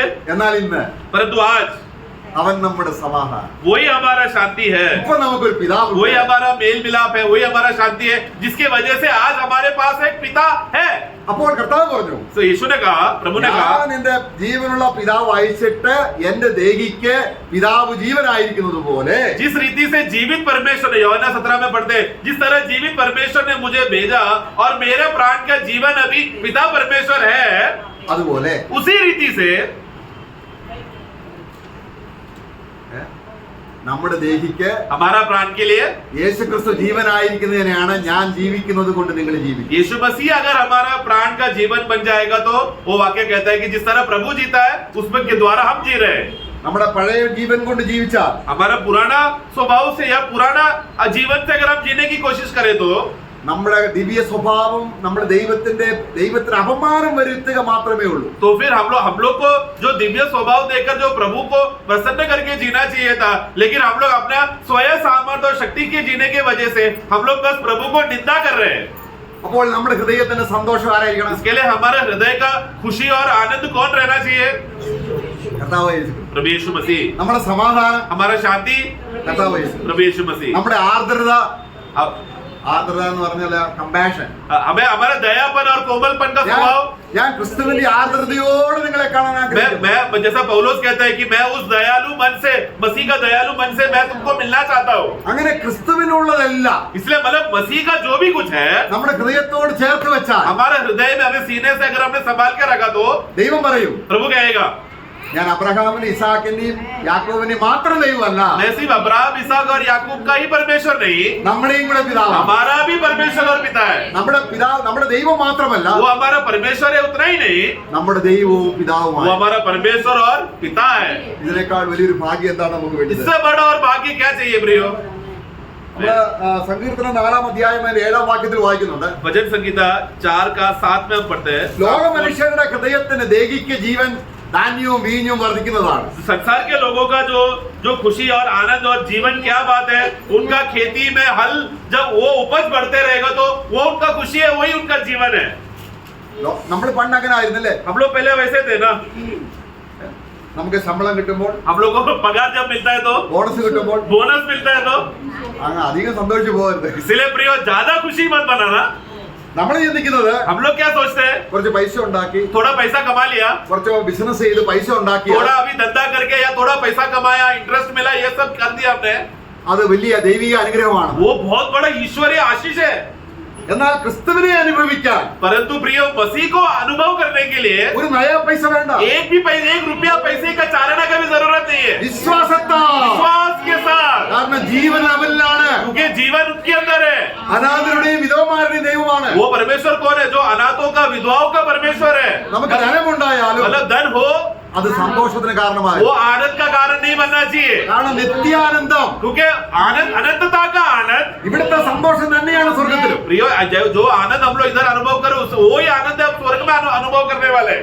ഇവിടെ ഭൗമികമായിട്ട് എന്തോ സന്തോഷം ഉണ്ടെന്ന് പറഞ്ഞ് സ്വർഗത്തിൽ കൊണ്ടുപോയാൽ അത് സാധിക്കുമോ? परंतु यहाँ पर मैंने दुनिया में कुछ कमाकर मैं आनंद हुआ, खुशी हुआ, वो आनंद में स्वर्ग में बना सकता है क्या? ജഡരക്തങ്ങൾ, क्योंकि मांस और लहू ജഡരക്തത്തിന്റെ സന്തോഷം और उसी रीति जैसा मांस और लहू स्वर्ग राज्य में प्रवेश नहीं कर सकता, उसी रीति से शारीरिक खुशी स्वर्ग में अनुभव नहीं कर पाएंगे. അതുകൊണ്ട് സ്വർഗത്തിലെ സന്തോഷം തരാൻ വേണ്ടിയാണ് കർത്താവ് സ്വർഗത്തിൽ നിന്ന് വന്നത്. Amen. इसके लिए प्रियो स्वर्गीय खुशी और आनंद देने के लिए प्रभु इस दुनिया में आया ताकि हम लोग स्वर्गीय खुशी का आनंद से भर जाए. നമ്മുടെ സന്തോഷം हमारा आनंद സ്വർഗീയ സന്തോഷം. स्वर्गीय आनंद है. ധാന്യവും വീഞ്ഞും വർദ്ധിച്ചപ്പോൾ भले जब दाखरस और अनाज भले ही बढ़ गया, അവർക്കുണ്ടായത്, അവരെന്ന് പറഞ്ഞ ആരാണ്? उन लोगों को जो आनंद मिला, जो अपने भजन संगीता 4 का 7 में हम पढ़ते हैं, कुछ लोगों को आनंद मिला. ദൈവം അവരുടെ ദേഹിക്ക് ജീവനല്ല. परंतु ऐसे लोग जो संसार का बढ़ोतरी में आनंद मनाने वाले लोगों का जीवन मसीह नहीं है. പക്ഷെങ്കിൽ परंतु ദൈവം കൊടുത്ത ഭൂമിയിൽ परमेश्वर ने जो भूमि दिया, ദൈവം മഴ പെയ്ച്ച്, परमेश्वर ने बारिश दिया, ദൈവം ശ്വാസം കൊടുത്ത്, परमेश्वर ने हमें श्वास दिया जीने അവർ के लिए, ദൈവത്തിന്റെ ഭൂമിയിൽ കൃഷി ചെയ്തിട്ട് और उन लोगों ने परमेश्वर ने दिया हुआ भूमि में खेती करके അവർ പറയാണ്, वो लोग क्या बोल रहे हैं? സൃഷ്ടിച്ചവനേക്കാൾ സൃഷ്ടി വലുതാണ്. सृष्टिकर्ता से भी बड़ा सृष्टि है, क्योंकि हमने मेहनत करके कुछ कमाया. ഇതാണ് സാത്താന്റെ വചനം. ये है शैतान का धोखा. സൃഷ്ടിച്ചവനെ നിങ്ങൾ നോക്കരുത്, सृष्टिकर्ता को तुम मत देखो, അവനെ സന്തോഷിക്കരുത്. उसमें आनंद मत मनाओ. കർത്താവിനെ നോക്ക്. प्रभु को देखो. ഈ പ്രപഞ്ചം മുഴുവനും സൃഷ്ടിച്ചതാ. पूरा ब्रह्मांड प्रभु ने बनाया था. നീലാകാശം. देखो ये आकाश को देखना. കർത്താവ് ശിഷ്യന്മാരെ വിളിച്ച് വെളിയിലോട്ട് ഇറക്കിയിട്ട് प्रभु ने चेलों को बुलाया और आकाश को दिखाया. കേട്ടോ, നീലാകാശം देखो ये आसमान, ये आकाश को देखो, ഞാൻ സൃഷ്ടിച്ചതാണ്. ये सब मैंने बनाया. യേശുവിന് അതേ സന്തോഷമുണ്ട്. और मुझे कितना खुशी आनंद है. അങ്ങനെ പറഞ്ഞോ? ऐसा कभी चेलों को बुलाकर बोला गया? കണ്ടോ, അവൻ സൃഷ്ടിച്ചിട്ട് പോലും मतलब वो सृष्टिकर्ता होकर भी अपना सृष्टि का सामर्थ्य पर कभी भी उन्होंने प्रशंसा नहीं की है प्रियो. പക്ഷെ ദൈവത്തിന്റെ ഭൂമിയിൽ परंतु इसी परमेश्वर का भूमि में മനുഷ്യൻ ദൈവം കൊടുക്കുന്ന ശ്വാസവും ശ്വസിച്ച് मनुष्य जो ईश्वर ने दिया हुआ श्वास को श्वास लेकर, ധാന്യവും വീഞ്ഞും വർദ്ധിക്കാൻ ദൈവമാണ് ഇടവാക്കിയത്. देखो उसका अनाज बढ़ने के लिए, उसका दाखरस बढ़ने के लिए वो प्रभु ने दया दिखाया। പക്ഷെങ്കിൽ ദൈവം അവർക്ക് സന്തോഷമല്ല. परंतु परमेश्वर जिसने सब कुछ दिया, उस परमेश्वर पे उन लोग ने आनंद नहीं रखा। ഇവിടെ ഈ ദൈവദാസൻ പറയാണ്, यहाँ पर प्रभु का दास ऐसा कहता है, അവർക്കുണ്ടായതിലും उनसे भी ज्यादा आनंद है നീ എന്റെ ഹൃദയത്തിൽ. അപ്പൊ ഹൃദയത്തിൽ ദൈവത്തിന്റെ സന്തോഷം വരുന്നതാണ് ദേഹിയിൽ ദൈവത്തിന്റെ ജീവൻ. साथ पढ़ना, तूने मेरे मन में मेरे मन में मतलब हृदय में, उससे कहीं अधिक आनंद है। देखो आनंद मतलब किससे, उससे भी ज्यादा आनंद, मतलब हृदय में आनंद आया, मतलब क्या, मसीह उसके अंदर जीवन से भर गया, इसके लिए जो अन्न और ताप मधु की भर्ती से होती है।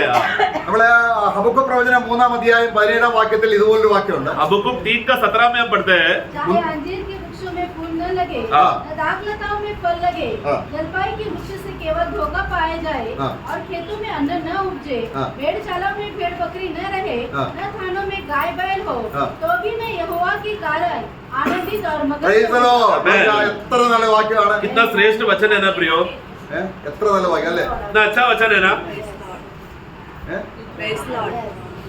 നമുക്ക് ശമ്പളം വർദ്ധിച്ചില്ലെങ്കിലും, हमारा पगार बढ़ा नहीं तो भी, നമുക്ക് ബോണസ് ഇല്ലായെങ്കിലും, हम लोग को ये साल बोनस नहीं मिला तो भी, വലിയ വീടില്ലെങ്കിലും, बड़ा घर नहीं है तो भी, വലിയ കാറില്ലെങ്കിലും, कार नहीं है तो भी, जो भी आनंद है।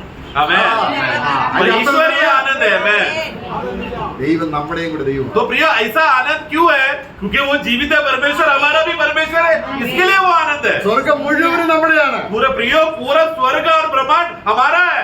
ഇത് നമ്മൾ ഉണ്ടെങ്കിൽ, अगर ये खुशी, प्रभु का खुशी अगर हमारे अंदर है तो നമ്മൾ വെളിപ്പെടുത്തി സാക്ഷി പറയുകയാണ്, हम लोग ये बात प्रकट होकर गवाही दे रहे हैं, ആ രാജ്യത്തിന് ഞങ്ങൾ യോഗ്യരാണ്. वो राज्य के लिए हम लोग योग्य है। Praise the Lord. हमें തന്റെ പുത്രന്റെ രാജ്യത്തിന് ദൈവം നമ്മളെ യോഗ്യരാക്കി. अपने സ്തോത്രം. पुत्र का राज्य के लिए प्रभु ने हमें काबिल और योग्य बनाया। प्रभु का धन्यवाद हो। അതുകൊണ്ടാണ് ഹൃദയത്തെ വളരെയധികം സൂക്ഷിച്ച് ഒരു വാക്യം കൂടെ വായിച്ച് അവസാനിപ്പിക്കും. एक वाक्य मैं पढ़ना चाहता हूँ, अपने हृदय को संभालने के विषय में वचन कहता है, നമ്മൾ പ്രോവബ്സ് 4-ാം അധ്യായം 23-ാം വാക്യം വായിക്കുമ്പോൾ, नीति वचन प्रोवर्ब्स 4:23 ना, सबसे अधिक 4 का, हाँ, सबसे अधिक अपने मन की रक्षा कर, क्योंकि जीवन का मूल स्रोत वही है। ഹൃദയത്തെ നമ്മൾ ശരിക്കും പരിശോധിച്ചു. अपना हृदय को सही रीति से जांचना, उसको परखना और संभालना, ഹൃദയം എന്താണ്? ജഡത്തിന്റെ ചിന്ത മരണം. क्योंकि जो शरीर में मन लगाना मृत्यु है। ജഡത്തിന്റെ ചിന്ത എന്ന് പറഞ്ഞാൽ എന്താ? അർത്ഥം शरीर എന്താണ്? में मतलब मन लगाना, विचार करना, എന്ന് പറഞ്ഞ അർത്ഥം എന്താ? इसका मतलब क्या है? ജഡത്തിന്റെ ചിന്ത മരണം, शरीर में मन लगाना मृत्यु है, ആത്മാവിന്റെ ചിന്ത ജീവൻ. और आत्मा में मन लगाना जीवन और शांति है। ജഡത്തിന്റെ ചിന്ത എന്ന് പറഞ്ഞാൽ शरीर में मन लगाना मतलब क्या? ലോകത്തിന്റെ കാര്യങ്ങളിലേക്ക് പോകുക. मतलब हम लोग, हमारा सोच विचार सब उसी के बातों में, संसार की बातों में चले गए हम लोग। നമ്മുടെ സന്തോഷം ലോകമാണ്, हमारा आनंद संसार है, നമ്മുടെ സമാധാനമാണ്. हमारा शांति संसार है। അപ്പോൾ അത് ദൈവത്തിൽ നിന്ന് വേർപെട്ടു പോയി. ऐसा व्यक्ति मर गया मृत्यु में, मतलब क्या? प्रभु से वो दूर दूर दूर दूर होते जा रहा है। അപ്പോഴും तभी भी അവിടെ ആ മുടിയനായ പുത്രൻ പറയുകയാണ്, जैसा वो उड़ा पुत्र कहता है, എന്റെ പിതാവിന്റെ ഭവനത്തിൽ, मेरा पिता के घर में, എന്നുവെച്ചാൽ ദൂതന്മാർ എപ്പോഴും സന്തോഷമാണ്. मतलब मेरे घर के जो नौकर है वो हमेशा आनंद, मतलब क्या? स्वर्गदूत लोग स्वर्ग में हमेशा आनंद मना रहे हैं। എന്റെ അപ്പന്റെ ഭവനത്തിൽ मेरे पिता के भवन में ദാസന്മാര്, जो उनके गुलाम है, जो दास लोग है, ആഹാരം അധികമാണ് उन അവർക്ക്. लोग को खाना खाने के बाद बाकी बच गया खाना, उतना खाना है उधर। അവർക്ക് അവിടെ ആ ദാസന്മാർക്ക് വിശപ്പില്ല. मतलब वो जो जो जो दास लोग हैं, वो लोग कभी भूख का अनुभव नहीं किया, क्योंकि खाना बहुत है। ആ പറയുന്ന ഭവനം എവിടെയാണ്? वो भवन किधर है? സ്വർഗമാണ്. स्वर्ग है प्रियो। ആ ദാസന്മാർ ആരാണ്? वो दास लोग कौन है? ദൂതന്മാരാണ്. स्वर्गदूत है। അവർ എന്തെങ്കിലും വിശക്കുന്നോ? स्वर्गदूतों को भूख है क्या? ഇല്ല. പക്ഷേ ഈ വേലക്കാർക്ക് വിശപ്പില്ല. तो देखो वो घर का अवस्था देखो प्रियो, उस घर का मालिक और नौकरों को भूख नहीं, क्योंकि खाना भरपूर है, लेकिन वो बेटा വിശന്നാണ്. सड़क में रो रो कर भूख प्यास से रो रहा हो, അതുകൊണ്ട് അപ്പൻ വിളിക്കുകയാണ്, इसलिए पिता बुला रहा है, അപ്പന്റെ ഭവനത്തിലേക്ക് വാ. आओ मेरा पिता, मेरे बेटे वापस मेरे घर में आओ। നമ്മുടെ ഹൃദയം हमारा हृदय അതേ ലോകത്തെ വിട്ടിട്ട് संसार को छोड़कर കർത്താവിലേക്ക് തിരിയുമ്പോൾ प्रभु की ओर जब हम वापस मुड़ जाते हैं, നമ്മുടെ മൂടുപടം നീങ്ങിപ്പോകും. हमारा जो पर्दा है हट जाएगा। ഈ ലോക വിഷയങ്ങളെല്ലാം ये संसार की सब बातें ഒരു മൂടുപടം പോലെ കിടക്കുകയാണ്. एक पर्दा के समान है, जो आपको पिता को देखने के लिए रोकता है। എന്നാൽ ആ മൂടുപടം നീങ്ങി परंतु वो पर्दा को हटाकर നാം ക്രിസ്തുവിന്റെ ജീവനായി ലഭിക്കുമ്പോൾ मसीह जो हमारा जीवन है उस जीवन को जब हम प्राप्त करेंगे, ഇരുട്ടിൽ നിന്നും हम लोग अंधकार से വെളിച്ചം ഉദിക്കുന്നത് പോലെ जैसा अंधकार से ज्योति चमक कर बाहर आता है, उसी रीति से യേശു ക്രിസ്തുവിന്റെ മുഖത്തുള്ള ദൈവ തേജസ് यीशु मसीह का चेहरे में चमका हुआ परमेश्वर का तेज का किरण നമ്മുടെ ഹൃദയങ്ങളിൽ തേജസ്സായി हमारे हृदय में, अपने हृदय में चमकेगा। दूसरा कोरिन्थी 4:6 ആ, जैसे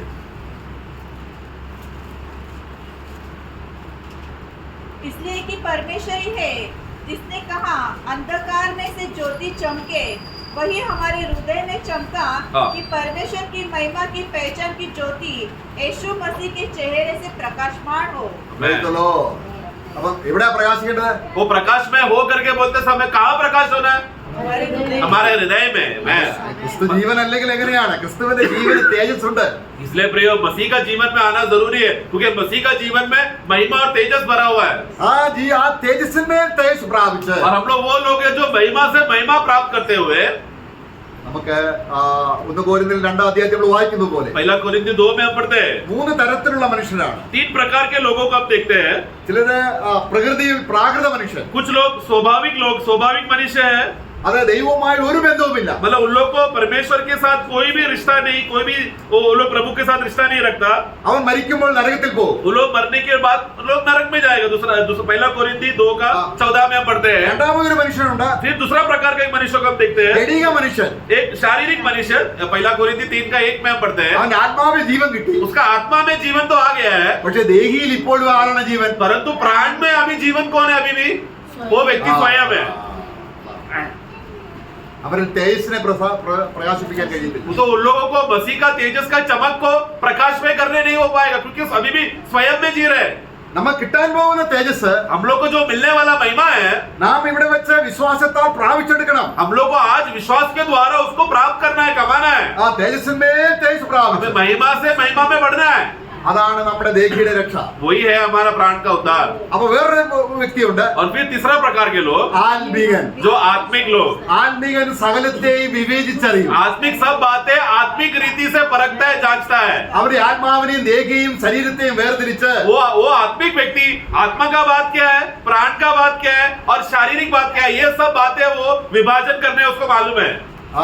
അതാണ് ആത്മീകൻ. वो है आत्मिक व्यक्ति। ആത്മീകൻ ആരാണ്? आत्मिक कौन है? തന്റെ ഹൃദയത്തിന് ജീവൻ ക്രിസ്തുവാണ്. उसका हृदय में या उसका प्राण का जीवन मसीह है। തന്റെ പ്രാണന്റെ ആനന്ദം ക്രിസ്തുവാണ്. उसका प्राण का आनंद मसीह है। ക്രിസ്തു അല്ലാതെ ഒന്നും അവനില്ല. मतलब मसीह छोड़ उसका कुछ भी नहीं। 16-ാം സംഗീതത്തിൽ വായിക്കുന്നത് പോലെ 16 भजन संगीता में हम पढ़ते हैं, കർത്താവേ നീ ഒഴികെ എനിക്കൊരു നന്മയില്ല. ये प्रभु तू छोड़ मेरा और कोई भला नहीं, अच्छा नहीं। പിന്നെ ഒരു കാര്യമേ എനിക്ക് ഭൂമിയിലുള്ളൂ. बस एक ही बात का अपेक्षा है भूमि में। അതെന്താണ്? वो क्या है? ഭൂമിയിലെ വിശുദ്ധന്മാർ. वे भूमि के जो संत जन लोग हैं, प्रभु അവർക്ക് के भाई വേണ്ടി लोग हैं, ജീവിക്കുകയാണ് നമ്മൾ. उनके लिए हमें जीना है। Praise the Lord. Amen. നമ്മളെ തേജസ്സിലേക്ക് നയിക്കുവാൻ ദൈവം നമ്മളെ സഭാജീവിതം തന്ന് നമ്മളെ വിളിച്ചിരിക്കുക. हमें महिमा से बढ़ने के लिए जो चाल चलन का जो जरूरत है, उसके लिए जो कलीसिया जीवन प्रभु ने दिया, भाईचारा का जीवन प्रभु ने उसके लिए दिया है, उसको मैं प्रभु को धन्यवाद देता हूँ। വരുവാനുള്ള ലോകത്തിന്റെ യോഗ്യരായവർ आने वाले युग में, आने वाले राज्य में हम लोग योग्य हो जाने के लिए, അവർ ഒരിക്കലും മരിക്കുന്നില്ല. ऐसा अयोग्य बनने वाला व्यक्ति का खासियत क्या है? वो लोग फिर कभी मरेंगे नहीं। അവർ ദൈവപുത്രന്മാരാണ്. वो लोग परमेश्वर के संतान कहलाए जाएंगे നിത്യാനന്ദമുണ്ട്. और सर्वदा का आनंद रहेगा। അതിവിടെ വെച്ച് തന്നെ ഞാൻ പ്രാപിച്ചെടുക്കുക. वो मुझे इधर अभी मुझे प्राप्त करना है।